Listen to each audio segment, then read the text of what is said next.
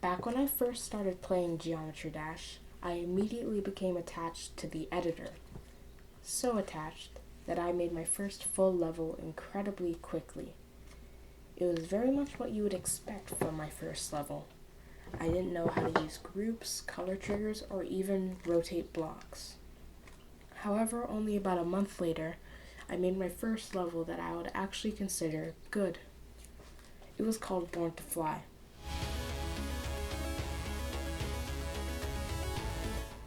I was incredibly excited to release this level, and when I asked for feedback, I got this massive block of text. Firstly, I just want to say thank you so much to Sudasu who gave this feedback to me. Now for the actual feedback itself.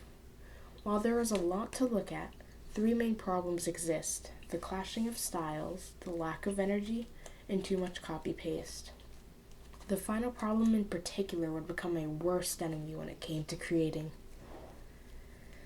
After this level, I kept improving at creating. However, I'm afraid there's not much to talk about until about 5 months later when I would hit my next milestone. I made my best level at the time, called Snowed In. Looking back on this level, I now realize that this was not the best level I could have made. It was messy, full of shaders, and really unsight readable. But apparently, it was good enough for a send. Unfortunately, it never got rated. Again, nothing noteworthy happened after this level for a whole year. I still kept improving, making some pretty cool levels, but my next big level would be Evolution, a level that remade my 6 best levels at the time.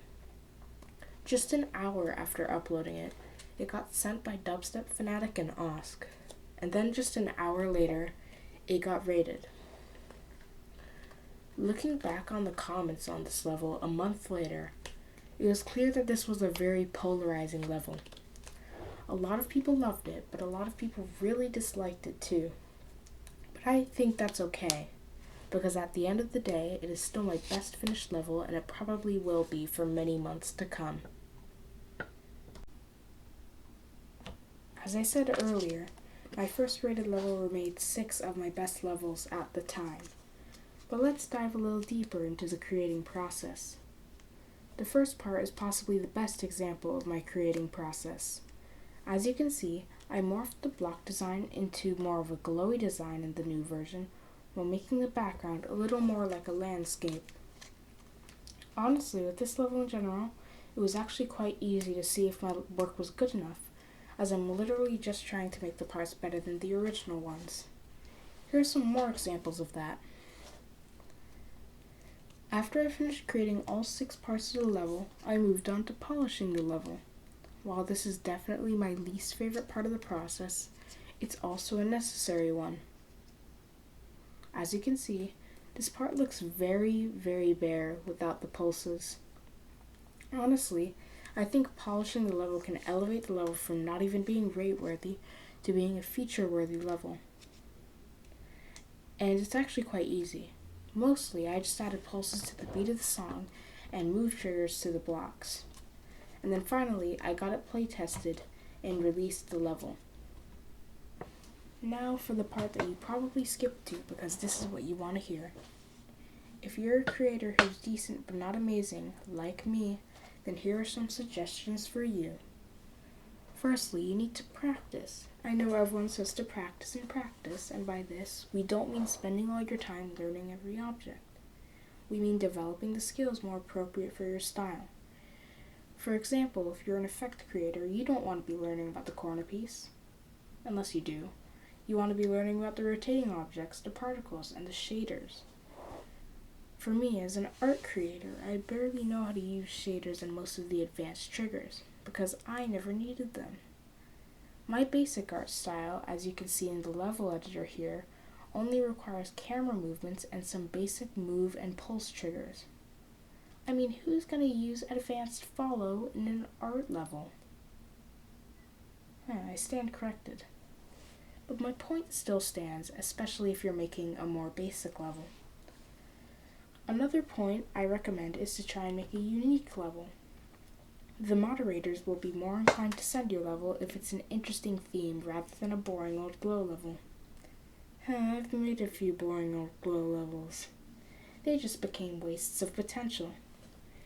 Maybe you'll get somewhere with a generic theme. I know a lot of people do, but at least from my observations, levels with generic themes tend to be judged more harshly than unique ones.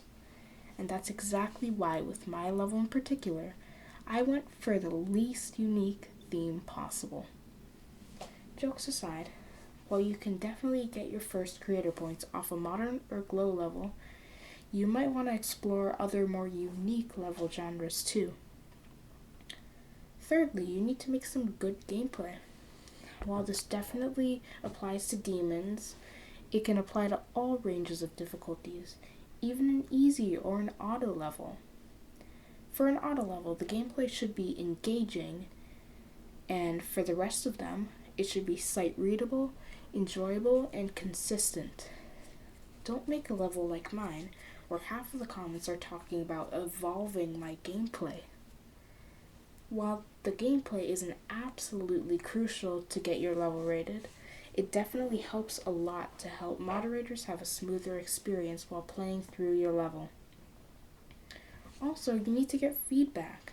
I must say, when I got that feedback on what I thought was a good level, I was shocked by how useful it actually was.